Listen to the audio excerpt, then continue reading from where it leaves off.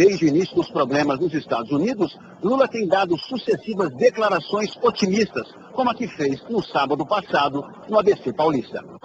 De que a crise americana, se ela chegar aqui, ela lá em tsunami. Aqui ela vai chegar uma marolinha.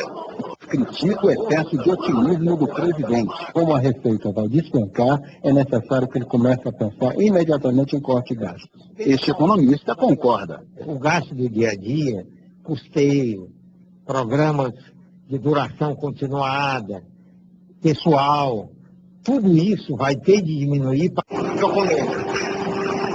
As rádios, as emissoras de TV, a mídia em geral dá o alerta. Avisa que o maremoto de grandes proporções já foi detectado em seu epicentro e se aproxima.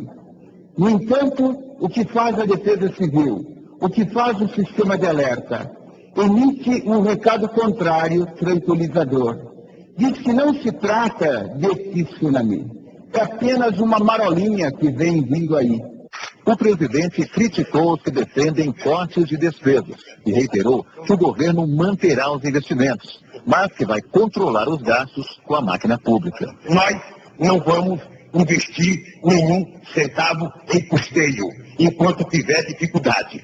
Nós vamos investir todos os centavos possíveis em coisas produtivas, em coisas que possam gerar empregos, em coisas que possam gerar distribuição de renda, salário e poder de compra do povo brasileiro. O governo vai dar uma mãozinha para aumentar as vendas de carros, as exportações e o crédito dos empresários. Durante a reunião do Conselho de Desenvolvimento Social, o ministro da Fazenda anunciou ainda que vai acelerar a devolução dos créditos tributários das empresas. Já a ministra da Casa Civil, Dilma Rousseff, disse que o governo vai continuar a investir em obras do PAC, avaliadas inicialmente em 504 bilhões de dólares. As medidas foram elogiadas por empresários. O presidente Lula, mais uma vez, se mostrou otimista e com discurso afinado com o ministro da Fazenda. Eu acho que vocês vão ter surpresa. Quem está apostando um crescimento muito baixo em 2009 pode quebrar a cara. Os analistas que tomam cuidado.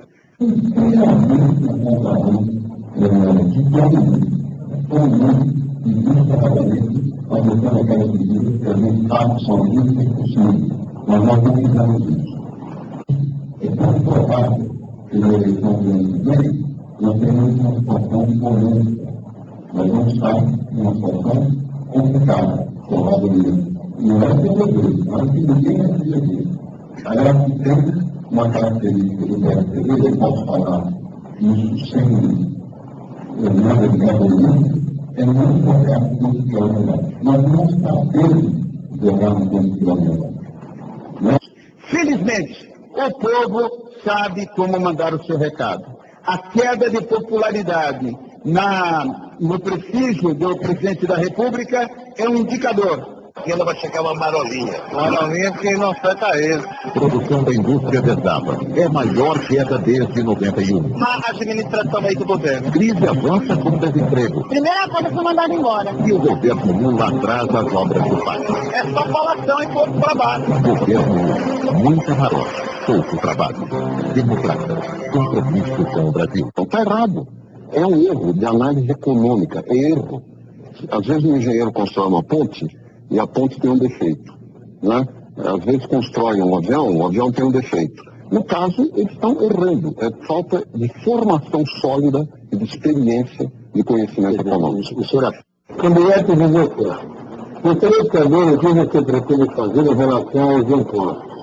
Você pretende aumentar, abaixar impostos, ou você pretende dar políticas de incentivos fiscais, que nem o PT fez quando viu a crise financeira e abaixou? Olha, em primeiro lugar, nós demos sim incentivos fiscais em São Paulo durante a crise, incentivos fortíssimos.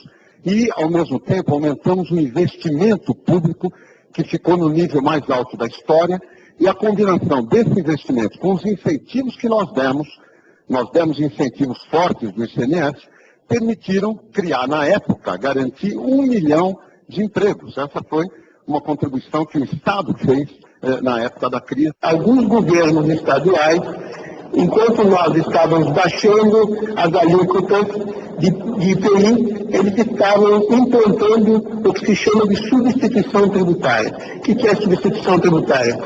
Significa você pegar o tributo que está ao longo da cadeia produtiva e puxá-lo para o início da cadeia produtiva. Ou seja, no início do processo, você antecipou o imposto a ser pago. Você tirou capital do giro das empresas. Os empresários tendo que pagar esses impostos antecipadamente, eles não repassaram para os preços a totalidade disso aqui. Isso foi feito em São Paulo e em outros estados. Eu vou conversar com os governadores, porque de certa forma se aproveitaram. Veja, a tributária é um mecanismo legítimo, tecnicamente correto, porque ele combate a sonegação. É um expediente correto, porém feito no momento errado.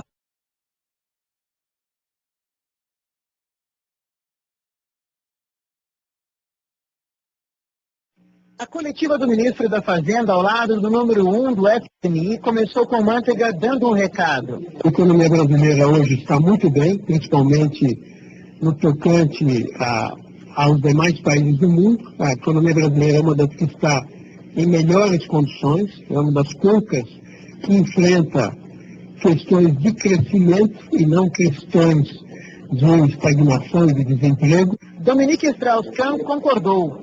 Disse que o país enfrentou a crise econômica com corte de gastos e impostos, mas também com um programa de crescimento.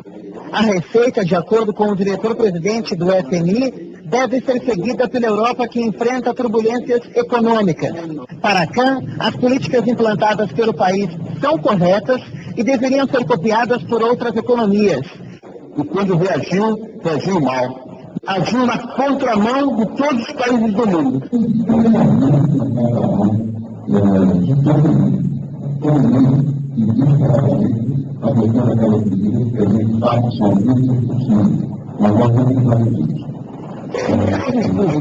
Pobre. O espectador falava número 4, e o povo dava 4 batatas no chão. Eu não, os jornalistas perguntaram do lado. O governo põe o pé no breque e o Ministério da Fazenda põe o pé no acelerador. Pelo menos é isso é o carro rodoviário. Foi o samba do trio, não é uma contradição completa. Pode quebrar a cara. A verdade é que o PIB de hoje demonstra que a economia brasileira está se recuperando. Mas demonstra também que ele só caiu do jeito que caiu. Porque uma parte da sociedade brasileira entrou em pânico, porque acreditou mais nas manchetes de jornais do que naquilo que a gente falava que ia acontecer neste país. Tem gente que desativou totalmente qualquer investimento. Teve gente que deu férias coletivas no mês de dezembro. Teve gente que deu férias coletivas no mês de janeiro. E eu acho que foi um erro de pessoas que preferiram acreditar, muitas vezes, numa mentira bem contada, do que acreditar numa verdade nua e crua que estava acontecendo.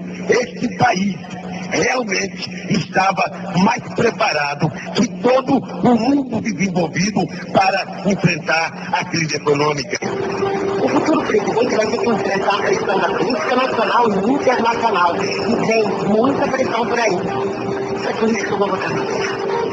Não dá segurança. Está errado. Vocês pensam que vocês pensam, mas quem pensa sou eu.